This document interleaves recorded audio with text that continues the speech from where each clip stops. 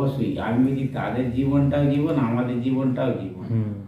হ্যাঁ, তবে কি তাদের ঘরে মেয়েরে আমি জমিটাকে ভালো করে ফসল তৈরি করলে হ্যাঁ পাঁচজন শুদ্ধ খাবার দিতে হবে। আমি কি একা খাবার তাহলে আমি করছি না, চাষিদের কাজ তো হচ্ছে মানুষের মুখে অন্ন তুলে দেয়, মানুষের মুখে অন্ন তুলে তার জন্য চাষি চাষ। আজকে চাষি ধরো সারা পৃথিবীকে বাঁচিয়ে রেখেছে। চাষের জিনিস যে না খাবে সে মানে যে যত বড়ই লোক হোক, যত বড়ই হোক, সুট হোক, যাই হোক, সে কিচ্ছু কার্যকরী হবে না। আর এই চাষিদের সম্মান নিচে,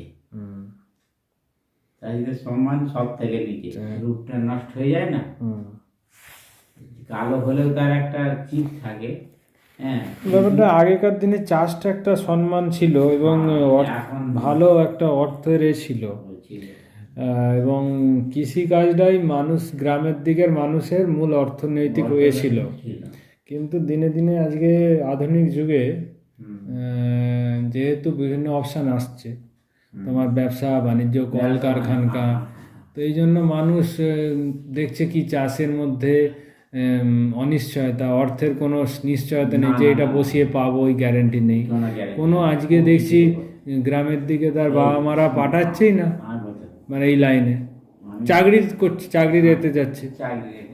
এই যেমন ধরো আমার ছেলে কাজে যাচ্ছে মাঠের দিকে, কিন্তু আমি এই সব বিষয় নিয়ে কালচারে থাকি তো, তবে চাষটা এমন, তোমার সোনার জিনিস, জামা কাপড় যাই বলো, যত আধুনিক হোক মানুষ, কিন্তু চাষটা তো মূল। খেতে তো মানুষকে হতেই হবে, খেতে হবে। তো এইটা কিন্তু এর চাহিদা থাকবেই, ছেঁড়া খোঁড়া পরে চলে যাবে, কিন্তু খেতে হবে। তাই জন্য কিন্তু চাষটা থাকবেই, আর চাষের ভবিষ্যৎ আছে। তোমাকে কিন্তু প্ল্যান করতে হবে, আধুনিক যুগের সঙ্গে তোমাকে আপডেট হতে হবে, ঠিক আছে? আপডেট না হলে চাষকে বাঁচাতে পারবে না কেউ। আমি যে কথাটা বলি, আমাদের ধরো আমার 1.5 বিঘের মতো পটল ছিল, পটলটা হচ্ছিল খুব মানে প্রতিবার বাড়লে তার পতন মরে গেল, খুব পটল মরে গেল। কিন্তু আমি যেটা বুঝতে পারছি চাষে আজকে গাছে এত রোগ আসছে, কারণ কি? কারণটা শোনো, তুমি যেটা হয়তো বুঝতে পারছো না, যে তোমার হচ্ছে পাশে হচ্ছে, আমি এটা গ্যারেন্টি দিয়ে দিচ্ছি।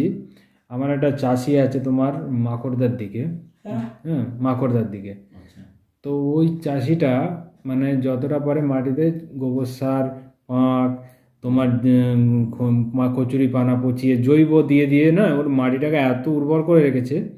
আশেপাশে যদি গাছের রোগ পোকা যা হয়, ও কিন্তু সেই তুলনায় কিছুই হয় না, ও গাছে বেশি স্প্রেও করে না, ঠিক আছে? তোমাদের সমস্যা এখানে বড় হয়ে গেছে, যেটা জৈবের অভাব হয়ে গেছে মাটিতে। আর শুধু রাসায়নিক দিয়ে দিই না, মাটির মধ্যে যে গাছের প্রয়োজনীয় খাদ্য না পেলে তোমার শরীরের যখন মানে খাবার কম হয়ে যায়, তাহলে কি হয়? রোগ অ্যাটাক করে এবং রোগ প্রতিরোধক ক্ষমতাও কমে যায়। সেই রকম গাছের যেটা হচ্ছে, এইটা সবচেয়ে বড় সমস্যা। মাটির ক্ষমতা আজকে অনেক কমে গেছে, অম্ল হয়ে গেছে মাটি রাসায়নিক দিয়ে দিয়ে। অম্ল কাটে তোমার চুন ব্যবহার করতে হয়, হ্যাঁ চুনের পার্সেন্টেজ আছে, ওটা মাটিটা পরীক্ষা করতে হয়। অম্ল যদি না, অম্ল পরীক্ষা এখন একটা মেশিন পাওয়া যায়, মাটিতে পুঁতে দিলে সেটা তোমার কত অম্ল আছে সেটা বলে দেবে, 5.5 কি 6। হ্যাঁ, এইটাই তো আমি সেই জায়গাটাই তোমায় বলছি না, চাষের মধ্যে চাষিদের শিক্ষা নেই। আমি বহু চাষিকে জিজ্ঞাসা করি খালি গাছের কি কি খাবার লাগে, সেটাই বলতে পারছে না চাষিরা, শুধু ওই বলে জিঙ্ক বোরন, এইটা শুনে শুনে এইটাই জানে অনুখাদ্য, ঠিক আছে? কিন্তু চাষের যে আরও 13-14টা খাবার লাগে, নাইট্রোজেন, পটাশ, ফসফেট ছাড়াও জিঙ্ক, ম্যাগনেসিয়াম, ক্যালসিয়াম, সালফার, হ্যাঁ এগুলো গৌণ খাবার আরও আছে তোমার, কপার, লোহা, ঠিক আছে, ম্যাঙ্গানিজ, মলিবডিনাম, এইসব জানেই না কেউ চাষি। তো এইগুলো জৈবের মধ্যে সব কিছু খাবার থাকে গেছে, তবে ঠিক আছে? ওই জন্যই তো চাষে মূর্খরা বেশি আছে বলেই তো টুপিও পড়াচ্ছে সবাই, ঠিক আছে? মানে সত্যটা চাষিরা জানেই না কি ব্যাপার, কোনখানে খরচা করলে আমার ফসলকে আমি বেশি তাড়াতাড়ি গ্রোথ করাবো, ফসল ভালো হবে, গাছের রোগ পোকা কম হবে। কোনোদিন দোকানে আমি একজনকে দোকানে দেখতে পাবে না যে বলবে যে তোমার মাটি ঠিক করো, গাছের ক্ষমতাটাকে ঠিক রাখো, তাহলে কিন্তু তোমার রোগ পোকা, তাহলে ওরা যাবে না, ওরা রাসায়নিকের ওপরই জোর দেবে বেশি। আর না, আমি প্রত্যেক জমিতে খোল খোল ব্যবহার করি, তবে জৈবটা আগে আমাদের সার গাদা ছিল, দেখো খোল তুমি দাও, বুঝলে তো। খোল জৈব আছে, কিন্তু দেশি গরুর গোবর গোমূত্র যতক্ষণ না মাটিতে পড়বে তোমার মাটির রোগ জীবাণুকে নিকাশ করার ক্ষমতা নেই কারো। এই যে গাছে ব্যাকটেরিয়া ভাইরাস বলো মাটিতে যে বিভিন্ন রকম ক্ষতিকারক, এইগুলোকে নিকাশ করার ক্ষমতা একমাত্র দেশি গরুর গোবর গোমূত্রে আছে। এই জন্য কৃষিকাজকে যদি ঠিক করতে হয় না, গরুর খুব প্রয়োজন। এটা বাড়িতে তোমার একটা হেলে গরুও যদি পুষে তাকে কিছু খাওয়া অল্প তোমার আনাজ দিয়ে, বিশাল উপকার। আমাদের তো এইখানে গোয়াল ঘর ছিল, দেখেছো? হ্যাঁ হ্যাঁ হ্যাঁ, আমাদের গরু বরাবরই ছিল। হ্যাঁ, সার গাদা, তবে জার্সি গরু এটা কাজ হয় না, যে দেশি গরু চাই, দেশি গরু হলে ভালো। হ্যাঁ, আর আমাদের সার গাদা সরকার থেকে করে দিয়েছিল, এবং মাঠ তখন সার গাদা করেছিল ওই মাটির নিচে, মানে ইট দিয়ে মাটি গর্ত করে, যেমন সব চেম্বার করে সেই রকম দুখানা গাদা এইখানে আমাদের এইখানটায় ছিল, এই কলের এইখানটায়। হ্যাঁ, এক মানুষের বেশি হবে। হ্যাঁ, দুখানা চেম্বার ছিল, সেইখানে সব সার ফেলা হতো, সার পচানো হতো, পচে গেলে ওই বছরে একবার করে তুলে সব জমিতে দিয়ে। না, কৃষিকাজ বাঁচাতে হলে আমাদের গরুকেও রাখতে হবে, অন্তত একটা যদি গরু রাখে তাতেও কাজ। তো ভালো। কিংবা মাটিতে জীবামৃত, ঘন জীবামৃত এগুলো তৈরি করতে হবে। না, জৈব গুণ আছে, এটা অস্বীকার করলাম। আর যত তুমি বেশি রাসায়নিক দিয়ে ফসল করবে তোমার গাছে দেখবে তাড়াতাড়ি রোগ পোকা অ্যাটাক করবে, এটাই নিয়ম। কারণ প্রকৃতির সঙ্গে লড়াই করবে প্রকৃতি।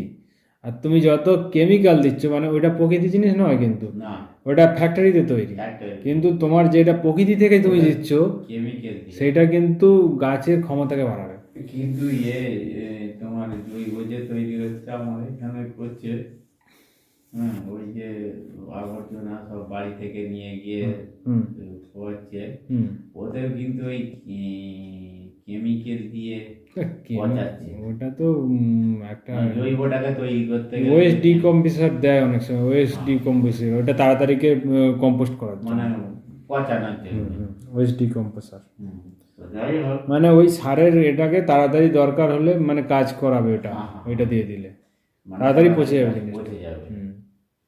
সেইটাই তৈরি করছে। আর একটা জিনিস তুমি যদি পারো, মানে নিম পাতা দিয়ে গাছে স্প্রে করবে, জলে অগ্নেয়াস্ত্র ওষুধ তৈরি করে, মানে হ্যাঁ, ওইটা কোনো কারো ক্ষতি হচ্ছে না, তুমি কারো ওইটা জৈব দিলে। সে ঠিক, কিন্তু ওসব সম্ভব কেন সম্ভব নয়? ওটা কিছুই কাজ নয়।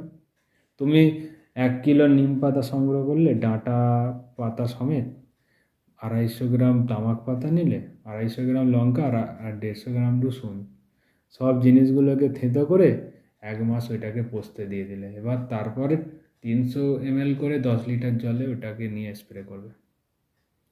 ওটা করতে তোমার কতক্ষণ লাগবে? তোমার নিম পাতাটাকে নিয়ে এসে সারাদিনে 1 থেকে 2 ঘন্টা, আমি ধরি 2 ঘন্টার সময় তুমি একটা ভালো কাজের জন্য দিতে পারবে না?